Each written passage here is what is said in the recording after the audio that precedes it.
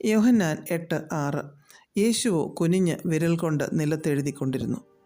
യേശു കർത്താവ് ദൈവാലയത്തിൽ ചെന്ന് തൻ്റെ ചുറ്റും കൂടിയ ജനങ്ങളെ ഉപദേശിച്ചു കൊണ്ടിരുന്നു. അപ്പോൾ ശാസ്ത്രിമാരും പരീശന്മാരും വ്യഭിചാരത്തിൽ പിടിച്ചിരുന്ന ഒരു സ്ത്രീയെ കൊണ്ടുവന്ന് നടുവിൽ നിർത്തി, ഇവളെ എന്തു ചെയ്യണമെന്ന് കർത്താവിനോട് ചോദിച്ചു. അവർ മോശയുടെ ന്യായപ്രമാണം നന്നായി അറിയുന്നവരാണ്. ഇങ്ങനെയുള്ളവരെ കല്ലെറിയണമെന്ന് മോശ ന്യായപ്രമാണത്തിൽ ഞങ്ങളോട് കൽപ്പിച്ചിരിക്കുന്നു എന്ന് അവർ തന്നെ പറയുകയും ചെയ്തു. അവർ കർത്താവിനെ വാക്കിൽ കൊടുക്കുവാനായിട്ടാണ് അങ്ങനെയൊരു ചോദ്യം ചോദിച്ചത്. അല്ലായിരുന്നുവെങ്കിൽ അവർക്ക് ന്യായപ്രമാണം അനുസരിച്ച് അവളെ കല്ലെറിഞ്ഞ് കൊന്നാൽ മതിയായിരുന്നു. എന്നാൽ യേശു കർത്താവിനെ തോൽപ്പിക്കുക എന്നുള്ളതായിരുന്നു അവരുടെ ലക്ഷ്യം. എന്നാൽ കർത്താവിൻ്റെ ലക്ഷ്യം പാപിനിയായ ആ സ്ത്രീയെ രക്ഷിക്കുക എന്നുള്ളതായിരുന്നു. യേശു കർത്താവ് പാപത്തെയാണ് വെറുത്തത്, പാപിയെ അല്ല. വന്ന പരീശന്മാർക്കും ശാസ്ത്രിമാർക്കും ആർക്കും ഒരിക്കലും തോൽപ്പിക്കുവാൻ കഴിയാത്ത ദൈവപുത്രനാണ് തങ്ങളുടെ മുൻപിൽ നിൽക്കുന്നതെന്ന് മനസ്സിലായില്ല. എന്നാൽ കർത്താവിന് അവരെ വേഗത്തിൽ തോൽപ്പിക്കുവാനായി. കർത്താവിനോട് ചോദ്യം ചോദിച്ചപ്പോൾ കർത്താവ് ഒന്നും മറുപടി പറഞ്ഞില്ല, നിലത്തെഴുതിക്കൊണ്ടിരുന്നു. യേശു എന്താണ് എഴുതിയതെന്ന് ഒരു മനുഷ്യനും അറിയില്ല.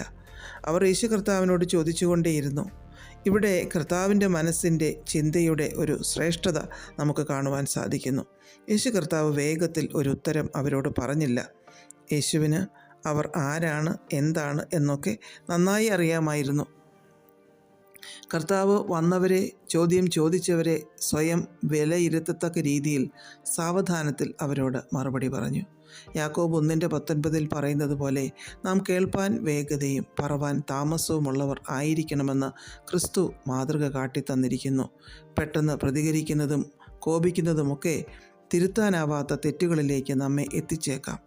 സഭാപ്രസംഗി 7:9 നിന്റെ മനസ്സിൽ അത്ര വേഗം നീരസം ഉണ്ടാകരുത് എന്ന് പറഞ്ഞിരിക്കുന്നു. മൂഢന്മാരുടെ മാർവിലല്ലോ നീരസം വസിക്കുന്നതെന്നും പറഞ്ഞിരിക്കുന്നു. 5:2 അതിവേഗത്തിൽ ഒന്നും പറയരുത് എന്ന് എഴുതിയിരിക്കുന്നു.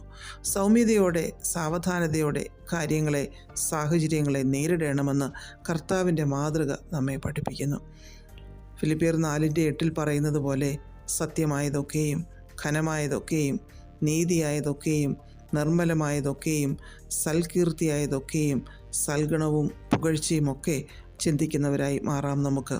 പിശാച് നമ്മെ വീഴ്ത്തിക്കളയുവാനായി പല സാഹചര്യങ്ങൾ ഒരുക്കുമ്പോൾ നാം വേഗത്തിൽ പ്രതികരിക്കുന്നവരാകാതെ ദൈവകൃപയിൽ ആശ്രയിച്ച് ദൈവഹിതപ്രകാരം പ്രതികരിക്കുന്നവരായി മാറാം നമുക്ക്. പ്രാർത്ഥിക്കാം. പ്രിയപിതാവേ, പരിജ്ഞാനത്തോടെ ഓരോ സാഹചര്യങ്ങളിലും പ്രതികരിക്കുവാൻ ഞങ്ങളെ സഹായിക്കണമേ. യേശു ക്രിസ്തുവിൻ്റെ നാമത്തിൽ ആമേൻ. God bless us all.